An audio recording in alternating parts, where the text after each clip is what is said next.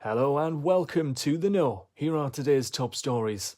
The Bank of England holds interest rates at 5.25%. Nadhim Zahawi confirms he will stand down as an MP. And businesses in Staffordshire have been told to evacuate after a huge blaze at a warehouse. Keep watching to find out more.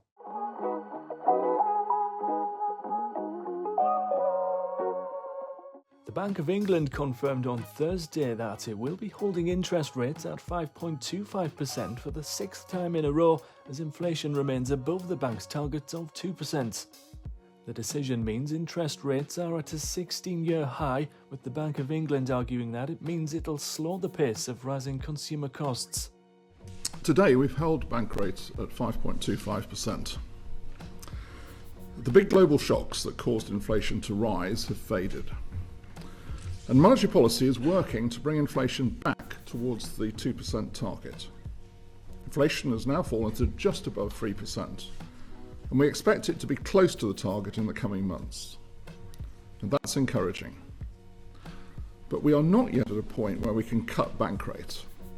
We will consider the forthcoming data releases as part of our assessment of for how long bank rates should be maintained at its current level to be sure that inflation will fall all the way back to the 2% target and stay there.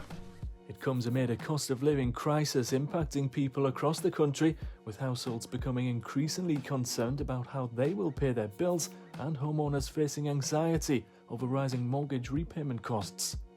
In 2022, interest rates reached their highest in 40 years at 11.1%, the same time as Russia's invasion of Ukraine.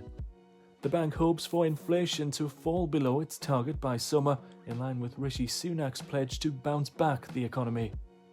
On Tuesday, the Financial Secretary to the Treasury, Nigel Huddleston, insisted the economy is turning while being grilled by James Murray. Mr. Speaker, the Conservatives' decisions in this Parliament mean the average family will face a tax bill that is £870 a year higher. Pensioner taxpayers will pay £960 a year more.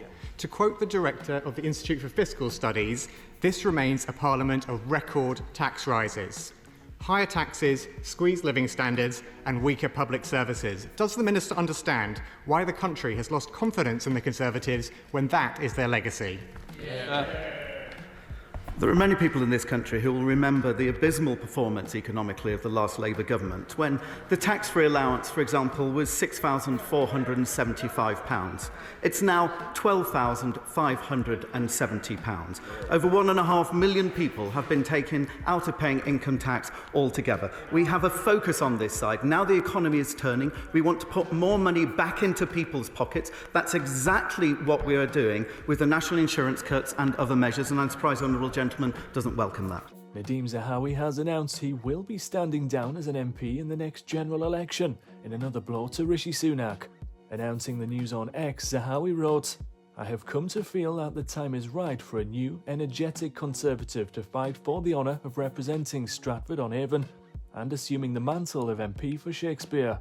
I will, of course, serve my constituents with dedication and determination until then, and the Prime Minister and the Conservative Party will continue to have my unswerving support into and beyond the next general election. My mistakes have been mine, and my successes have come from working with and leading amazing people." Zahawi has represented the constituency of Stratford-upon-Avon for 14 years and served as Education Secretary from September 2021 to July 2022. For a brief period of time, he served as Chancellor in 2022. In 2023, he was sacked as Tory party chairman after failing to disclose that HMRC had been investigating his tax affairs. During the COVID pandemic, Zahawi was appointed Vaccines Minister. The former Chancellor is the 64th Conservative MP to confirm he will be standing down, and the announcement comes just days after Natalie Elphicke defected to the Labour Party during PMQs. We now come to Leader of the Opposition, Keir Starmer. Mr. Speaker, can I warmly welcome the new member for Blackpool South? After the representation that fine town has had recently, it's good to know they've got a proper champion back at last. Can I also warmly welcome the new Labour MP for Dover to these benches? fixed defection is the second time a Tory MP has switched parties, with Dr Dan Poulter changing parties just 2 weeks ago. Staffordshire Fire and Rescue Service has told residents to avoid the area and close their windows, and businesses to evacuate after a huge blaze ripped through a warehouse in Cannock. Eyewitnesses recall hearing explosions before a huge plume of smoke, which can be seen from miles around, was seen filling the sky. The large blaze occurred at Super Smart Services Cannock Warehouse, a distribution service for online sellers. Fire services confirmed early Thursday morning that they were tackling a very large-scale incident close to the orbital islands in Cannock, adding, "We have 10 fire engines in attendance, supported by specialist equipment and officers." A spokesperson for West Midlands Ambulance Service confirmed they had been called at 6:36 a.m. by the fire service, but stood down as our assistance was no longer required. According to a spokesperson for the fire service, no one was in the warehouse before the blaze erupted.